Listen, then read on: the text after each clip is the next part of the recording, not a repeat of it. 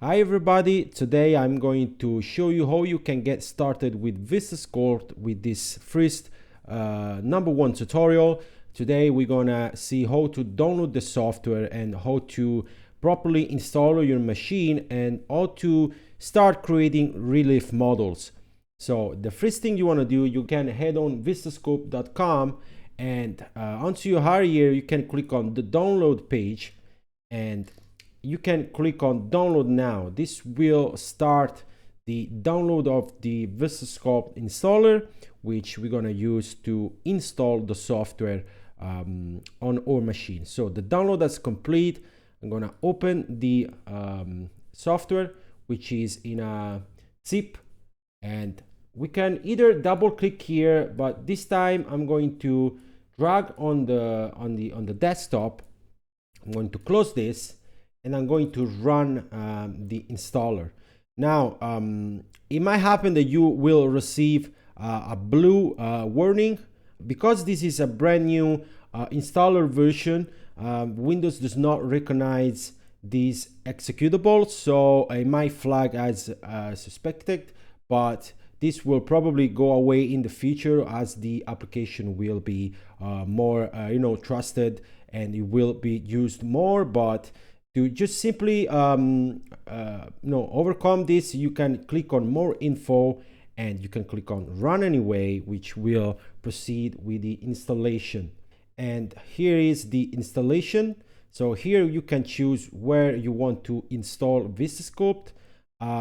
So because I already have VistaSculpt installed, I'm gonna just simply leave the default path, which will basically install a brand new version over the already existing one. But if you don't have VistaSculpt installed, you can choose whatever path you want. I personally suggest you to choose the default one and just click next.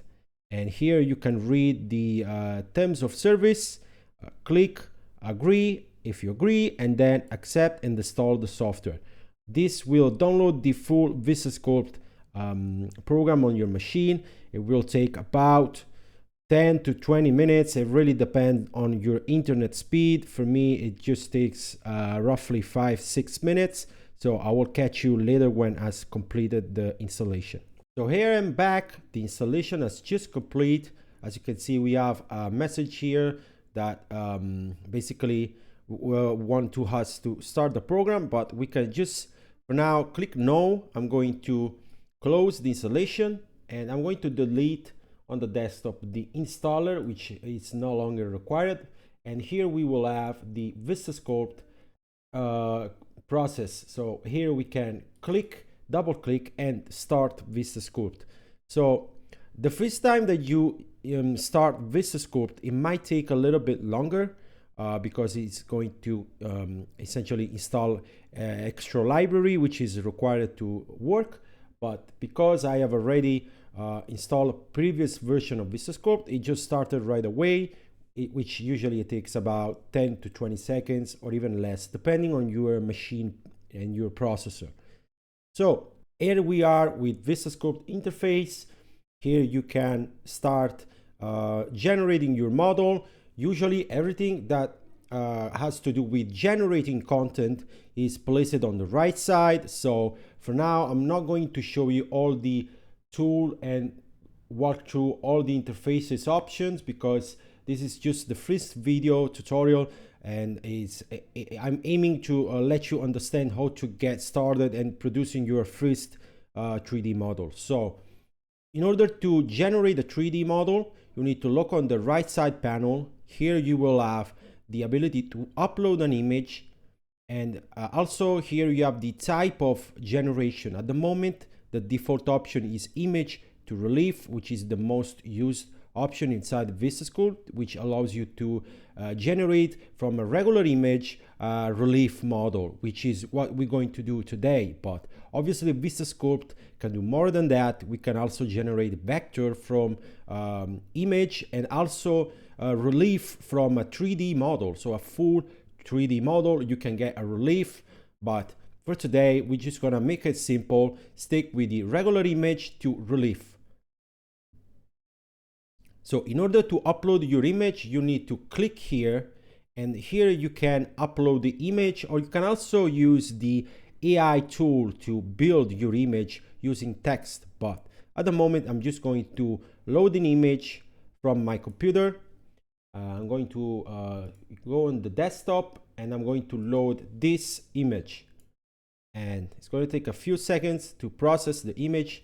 And here we will have the AI relief preview option, which is not a mandatory option. It used to be more mandatory in the past, but with newest version of VistaSculpt, this is more a bonus, and it's designed to basically modify your image, or if you want to get a preview of the model, how it will come out as a relief, so you can kind of understand what you're gonna receive. But at the moment, I really don't have to change anything on the model, at least now. So I'm gonna leave default, and I'm gonna skip this for now. But in more tutorial in the future, we will see how to also benefit from this powerful tool. But for now, I'm just gonna use the regular image. I wanna make a regular conversion. This image is good enough for me, and I wanna convert to a relief. Here is gonna ask if we want to restore the image. I'm gonna say no for now. It looks good enough for now. Okay, now that we have the image loaded on the right side panel, here we will have more option to experiment with when we have the relief model generated. But in order to kind of understand what those sliders and those options do, we need to first generate the relief. The only thing that you can change before you generate the relief is the quality. The default setting is high. You can also use ultra, which is going to give an extra bonus amount of detail, and it's going to make the mesh a little bit more complex. But usually high, it's good enough, but obviously you have the option to make it look even better. So I'm going to click generate relief, and this is going to start the relief generation process, which it will take between 2 to 4 minutes. It really depends on the complexity of the image. Okay, so the generation has almost finished. We are at 85%. Sometime it might happen that it will take a little bit longer and it will stuck at the 85%, but that's just normal. It's just processing extra information, and it might take another minute, maybe 2 minutes, but just don't worry about it. It's still working. It's not stuck. It's just not finished yet, the process. So it should pop out at any moment now, the model. So we'll see when it's finished. Okay, as finished, and the generation has just been completed. It took about 4.5 minutes, 5 minutes, a little bit longer than usual, but I guess maybe the server were a little bit busy. But again, it really depends on your image. Sometimes it's 2 minutes, sometimes it's 4 minutes. So just don't worry about it. It's normal that it's not a fixed amount of time. Okay, so this is the relief output, which it looks really good, but this is not finished yet. This is only the preview of the relief. When we have just generated a model, here we can see that we have two buttons which will one accept the model and another one cancel the model. So because we can still modify the model, now I'm going to explain kind of what this slider do. So the first slider, it's just the depth and the overall thickness of the model. And another cool thing is that while you can adjust the depth here, for example, if I'm going to click to increase the depth, I can also see, for example, on the left side, based on my like choose a dimension that I already wanted. Like for example, if I click on aspect ratio on the left side, I'm going to lock the aspect ratio, and I'm going to click 50 millimeter, which maybe it's a little bit too small. Let's do 500 millimeter. So 500 millimeter, we can already know that with 500 millimeter in height, we will have a thickness of 27 millimeter. So we can change this before we make the model by just simply scaling down the depth scale. And as you can see, if you scale down the depth scale, it's going to change the thickness of the model. And why this is important to do before, because if you do this now, you have still the ability to choose how much thickness and how much detail you want in the model. Because if you're gonna scale the thickness afterward, you're also going to scale the detail along the z-axis. But if you do this before, the model is going to look exactly the way you want it with the exact dimension that you want it. So now I'm going to also use the detail scale, which is going to apply more or less detail based on the scale that we set. So as you can see, with only, for example, 20, the model looks kind of shallow, not really defined. But we can obviously increase this, and it's going to give more detail, more definition, and just look how nice it looks. Very accurate, super precise, and it looks very nice. So obviously now I'm going to increase a little bit the thickness. Let's say 5, maybe it's a good amount, and we will have a model that will have about 50 millimeter in thickness. I am okay with that. So for now, I'm just gonna leave detail scale and depth scale with this exact amount. The Z-limit, it's another powerful tool which I'm not gonna use at the moment because there is no need for this image. But essentially what the Z-limit does, it's going to manipulate the background. So you can bring the background forward while also retaining the surface detail. This is very important with some other image that might have too much thickness between, for example, the background and the main subject, which is very close to the camera. Maybe there might be too much thickness and you want to reduce that, but you don't want to reduce the depth on the subject. And with the limit, you can manipulate that. But this is not the image, the ideal image for this type of scenario. The surface smoothing, it's usually always calculated automatically. So for now, I'm just gonna leave on auto because I think it looks good, because obviously if you increase too much, the surface smoothing is going to also smooth down details. So at the moment, I think it looks very nice. So I'm just gonna leave by default, which most of the time works very good. Edge smoothing, it's another powerful tool that you can use to smooth edges. Basically everything that has to do with these drops here. You see this thickness drop? You can smooth those thickness by increasing the edge smoothing, just like this. And as you can see, it looks more rounded, more organic. But if you have like an image that is, for example, an ornament or an architectonic piece you want to make really sharp, then maybe 0 is probably the best option, because it will give you more definition and precision rather than making the edges rounded. For now, I'm gonna leave default, which is 3. And another thing, you can also leverage those reset button. Maybe if you feel lost, you can just click reset at any moment and you will have the default option. Okay, now that I am happy with the model, I'm going to accept the model, and I'm going to click on the accept button, and it's going to take a few seconds to process and make the model finished. And now I'm going to explain a few things how to move inside the 3D world.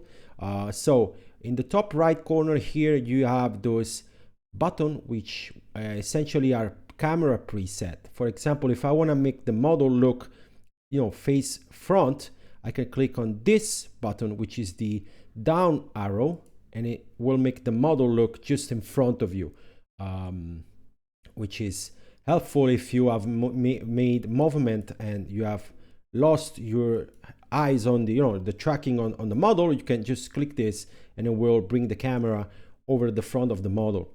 Obviously, you can do this for the left side, right side, left side, and you can also click here the up, which is going to make you look behind the model, but maybe that's not needed for now. So I'm gonna go back to front facing, and this is the way the model looks. There is a ton of definition, and now we can further process the model. For example, we could add the frame, we could crop the model, we could do more modification, but this is not the video for this type of changes. I'm just gonna make really simple. This is the model. Now if you want, you can save the model. So you can head in the top left corner in the toolbar and click File, Save Project, for example on the desktop, and I can save this, for example 3D model. Save, and this is going to save as a VistaSculpt work file, which you can open and restore this exact project at any moment. And if you want to instead export the model, you can click inside the 3D world. In the bottom right side corner there is an export button. So if you click here, you can export your 3D model. Obviously this requires a license. If you don't have a license, you can go on VistaSculpt.com and purchase a license. To activate the software, it's pretty easy. You can click on License Manager, and here is going to tell you which type of license you have. If you have a demo version, it's going to say you have a demo version, and you click OK, and then you can enter the license that you have purchased, which you can find in your email after the purchase. So with that be covered, I'm gonna export this model. In the bottom right side corner, I'm gonna click on desktop, and here we have the ability to change the type of file that we want. And here we really have a lot of type of extension that we can export. You can export as STL, which is the most common type of file for relief model, but you can also export in OBJ, which also supports texture, but we're not gonna see this in this video, PLI, or also depth map. In this case, I'm gonna export as TIFF depth map, so I'm gonna click TIFF depth map, and I'm gonna click here, file name, and I'm just gonna say 3D model. And I'm gonna click save.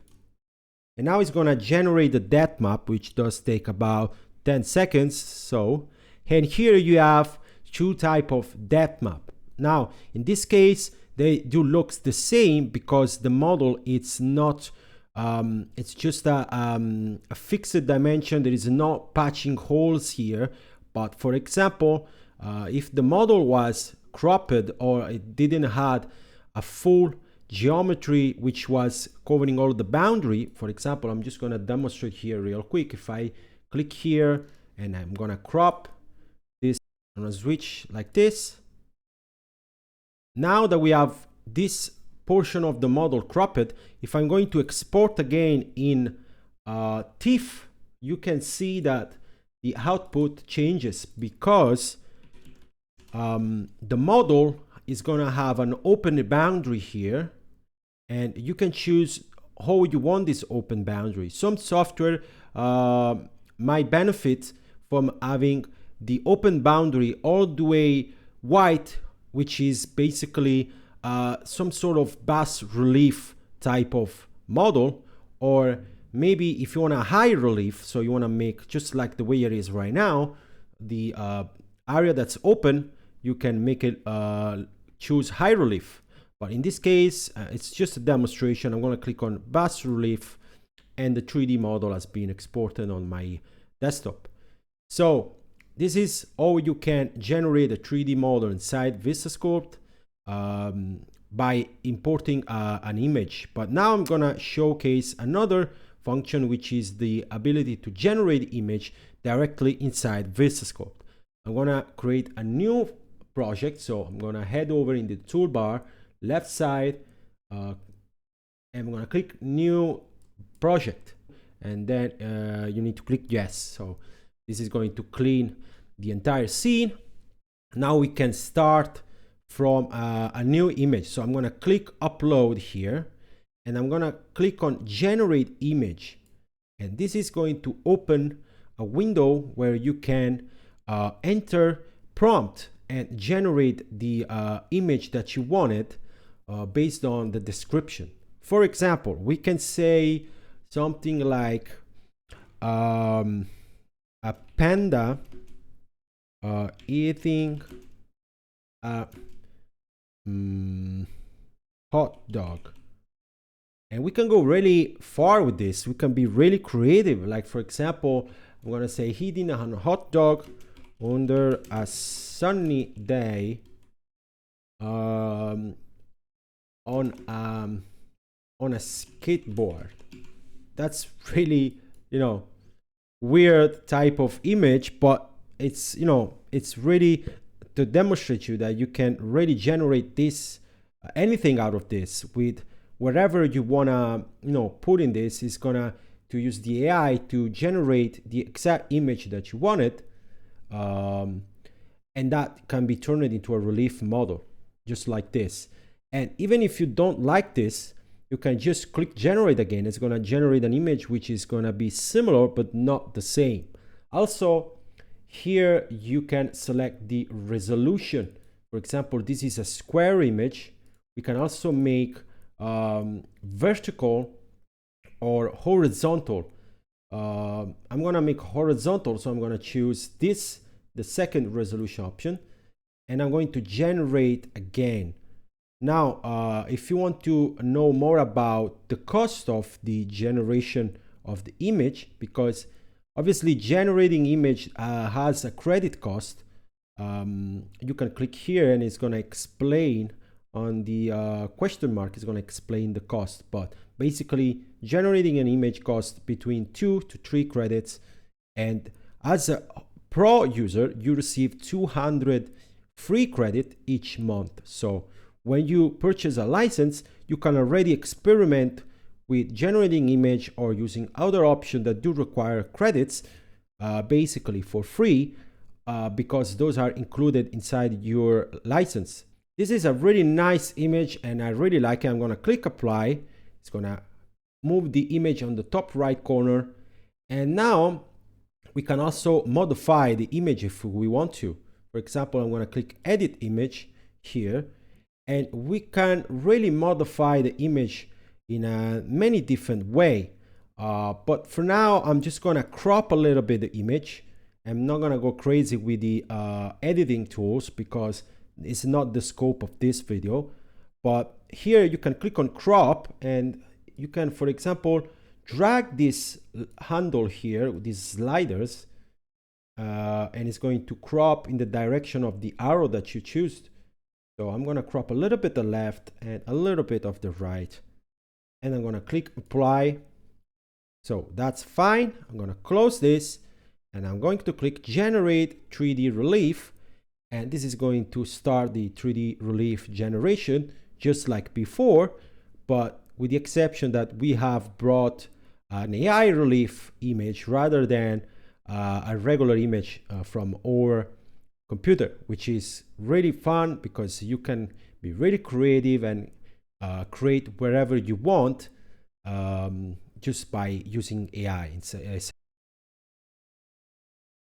Okay, the model has finished to be generated, and this is the way it looks. Really, really nice. It's got a ton of detail on the koala, sorry, on the panda, perhaps maybe too much. So I'm going to drag a little bit down the detail scale, just a little bit. I think 30%, maybe a little bit less, like 20. Yeah. I mean, this is just to, it showcase the fact that 100% detail or too much detail is not always better. So, for example, right now, 70% or even less than that, it's already enough. Like 20% detail, it's already a lot of detail, and it's gonna show all the surface of this beautiful model. So I'm really happy the way it looks. Going to accept the model, and this is the final result. Here you can also, inside the toolbar, you can toggle off the grid to have a better look on the model without those axis line. And yeah, this looks really good, really detailed. So it's ready to be exported.